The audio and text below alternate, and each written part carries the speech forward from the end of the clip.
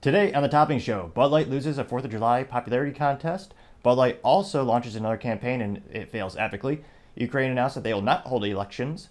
Senator Chuck Schumer wants to investigate a prime energy drink. Stamps to increase their prices again. Porsche to develop their first EV car by 2025. National Geographic begins their final round of layoffs. Chevy Camaro is selling like hotcakes in the news that the new one will be an EV. Dollar Tree to finally bring back dollar prices. And Evernote app is starting to begin their layoffs once again. All that and much more on The Topic Show.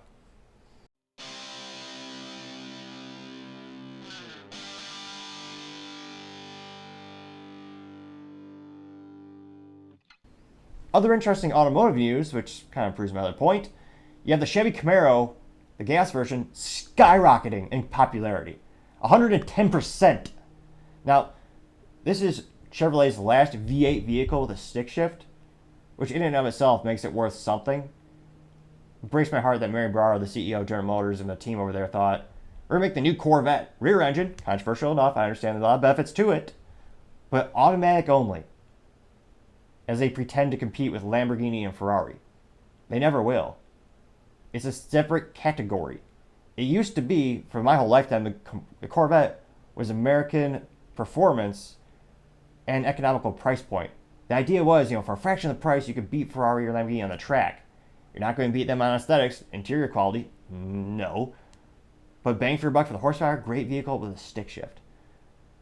To me, I almost feel like the Corvette, maybe they peaked at 2003, Corvette Z06, which only came in a stick shift.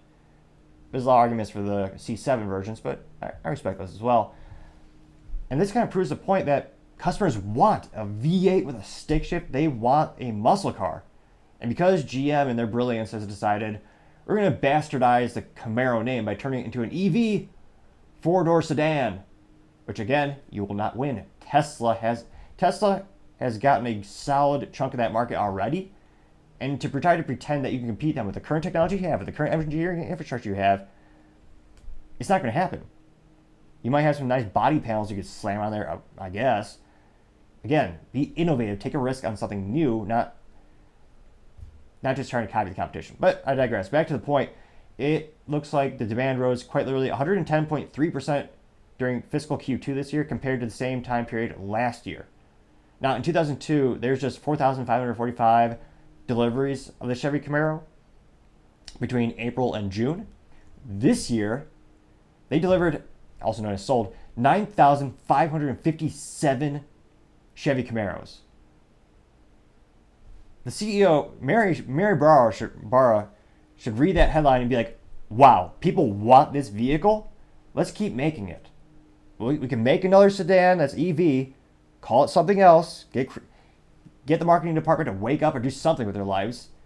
Think of a new name. But people love this current Camaro. And even not only just a quarter, year over year, they're doing great too. Year over year, their sales are up 54% compared to 2022%. Or 2022. So, as of this time last year, it looks like Chevy sold 11,255 of their vehicles, or of Camaros. And that figure increased by more than 6,000 units to 17,337 units in 2023. People want these vehicles. It's a great staple of the pony community. And that's probably why everyone is buying it, is because it's the last muscle car, or at least GM. You have the Cadillac CTS-V, which, thank God, still comes with a stick shift. But it's the last Chevy, well, I know there's not many Chevys to begin with. But to be able to get a stick shift with a V8, the time is, unfortunately, the clock is ticking. There's not much time left as the government regulations increase, the tailpipe emissions increase, which de facto kills the V8. And of course, unfortunately, more Americans are not educated in the 3 pedals of joy, which they should be. If I was in charge of education, I'd be like mandatory for all driver's ed classes. Learn how much fun it is to drive the stick shift and 3 pedals, and people will know how much fun it can be from the ground up. And I really hope GM sees these sales figures and realizes we can make a lot more money if we just continue making this product.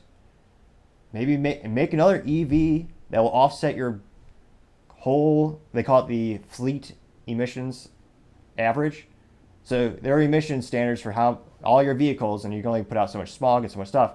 Make a new EV, call it something else, and have that be your four-door EV sedan that people might buy. That's a big might. There's a lot of competition now, and again, Tesla's been leading for probably a decade now, for almost quite some time. And we'll see. Hopefully, they keep it alive. But as of right now, it seems like the only American muscle car left is the Ford Mustang, which some might argue it's never lost a pony war. It won the pony war because unlike the Chevy Camaro and unlike the Challenger Charger, Ford never stopped production of the vehicle. Yes, they did bastardize it with some bad engines over the years, as the EPA likes to poke them every once in a while, but they never stopped making it. So as of right now, it looks like the riding off into the sun, or what is a horse? Horses don't ride off. Prancing off into the sunset. Looks like Ford Mustang wins the pony wars. But time shall tell. Thank you everyone for taking the time to tune in today. We're trying to get to 3,000 subscribers, so every time you subscribe, it really helps the channel out. Also, don't forget to like, subscribe, and comment. The feedback is greatly appreciated. We've made the show better and better thanks to your input, whether it's me pontificating more hand gestures, or putting images on the screens in front of me so I can try to keep more eye contact. All the feedback really helps me make the channel better and better. Also, don't forget to tell your family, tell your coworkers, tell your friends, heck, tell your enemies, tell anyone and everyone. Just stay safe and fight the good fight.